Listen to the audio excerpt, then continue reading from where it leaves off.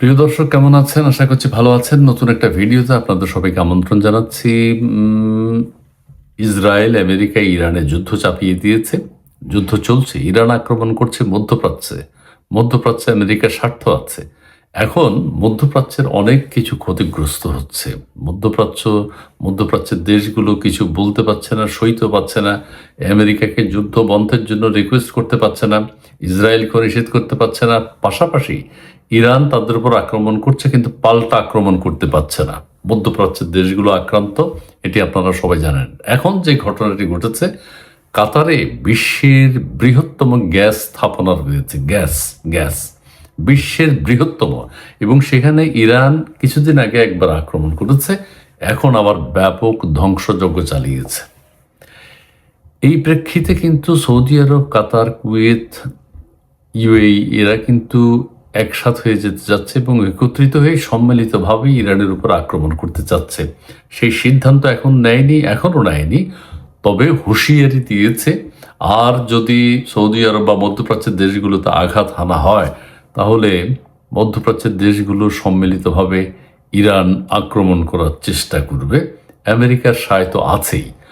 আমি একটু পড়ে শোনাই। কাতারের রাস লাফান ইন্ডাস্ট্রিয়াল সিটির কয়েকটি তরলীকৃত প্রাকৃতিক গ্যাস এলএনজি উৎপাদন ও রপ্তানি স্থাপনায় আবার ব্যাপক হামলা চালিয়েছে ইরান। তবে এই হামলায় এখন পর্যন্ত কোনো হতাহতের খবর পাওয়া যায়নি। সেটা ঠিক আছে, এটা আল জাজিরা বলেছে।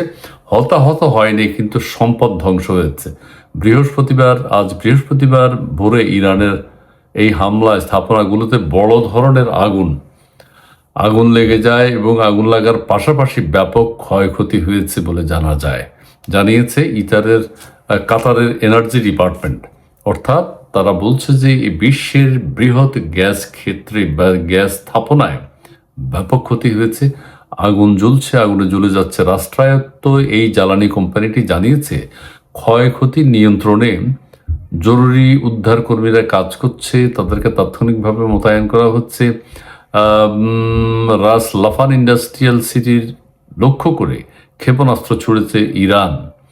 রাস লাফান ইন্ডাস্ট্রি বিশ্বের সর্ববৃহৎ এলএনজি উৎপাদন ও রপ্তানি প্রতিষ্ঠান হিসেবে খ্যাত।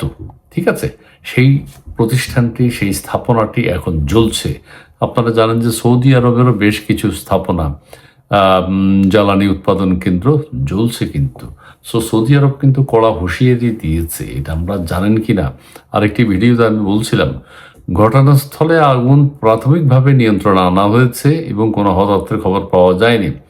আচ্ছা, যেই কোনো মুহূর্তে হতাহতের খবর পাওয়া যায়নি, তবে হামলায় তাদের পার্ল জিটিএল স্থাপনায় ব্যাপক ক্ষয়ক্ষতি হয়েছে। অর্থাৎ যুদ্ধ যদি আরো দীর্ঘায়িত হয়, তাহলে মধ্যপ্রাচ্যের অবস্থাও খারাপ হবে, ইরানের অবস্থাও আরো ব্যাপকভাবে খারাপ করে দেবে, ধ্বংস করে দেবে ইসরায়েল এবং আমেরিকা। এবং তারা উঠে পড়ে লেগেছে যে করে। সব শীর্ষস্থানীয় নেতা তো শেষ, এখন শুধু ধ্বংস ধ্বংস ধ্বংস চলছে। জি, সবাই ভালো থাকবেন। ধন্যবাদ।